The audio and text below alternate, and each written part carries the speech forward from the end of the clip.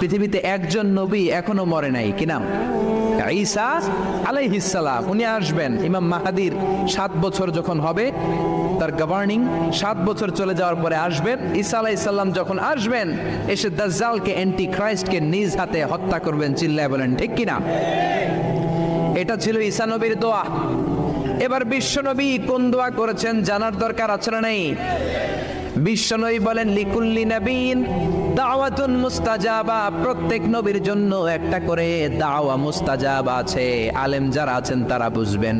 দাওয়া মুস্তাজাবা মানে এমন দোয়া যেটা কবুল হয়ে যায়। দোয়া করলেই, কথা বলেন, দোয়া করলেই কবুল।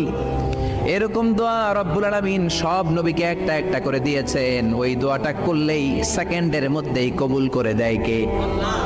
সব নবী ওই দোয়া দুনিয়াতেই করে ফেলেছে। বিশ্বনবী বললেন, লিকুল্লি নবীন দাওয়া মুস্তাজাবা।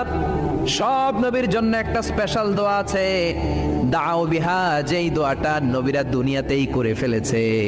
ওয়া ইন্নী আখতাবিউ দাওয়াতি শাফাআতান লি উম্মতি ইয়াউমাল কিয়ামাহ। আল্লাহু আকবার।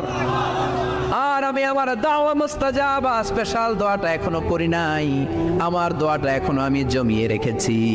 কিয়ামতের কঠিন ময়দানে আমার উম্মত যখন বিপদে পড়ে যাবে, আমার উম্মতের জান্নাতে যাওয়ার ব্যাপারে ঝামেলা লেগে যাবে, আল্লাহর অনুমতি ক্রমে শাফাত করে করে আমি আমার উম্মতদেরকে জান্নাতে ঢুকিয়ে দেব।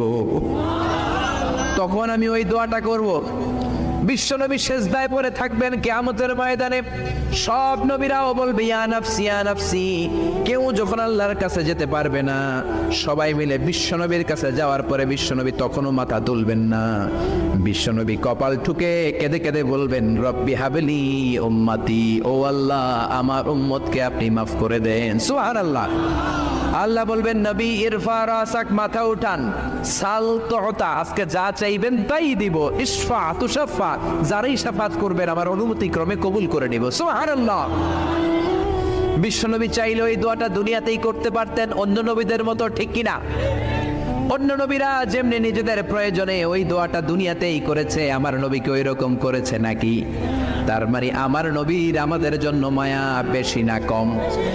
আমার জন্য রেখে দিয়েছেন ওই দোয়াটা, আপনার জন্য রেখে দিয়েছেন দোয়াটা, আমাদের জন্য দোয়াটা রেখে দিয়েছেন। আমরা যখন কিয়ামতের ময়দানে বিপদে পড়ে যাব, বিশ্বনবী দোয়া করে করে আমাদেরকে জান্নাতে ঢুকিয়ে দিবেন, ঠিক কিনা? বিশ্বনবী দুনিয়াতে কম আঘাত সহ্য করেন নাই। যেই লোকটার বাইরের চামড়া থেকে রক্ত দেখা যেত, রগের ভেতর দিয়ে যে রক্তগুলো দৌড়াদৌড়ি করে সেটাও দেখা যেত। সুবহানাল্লাহ।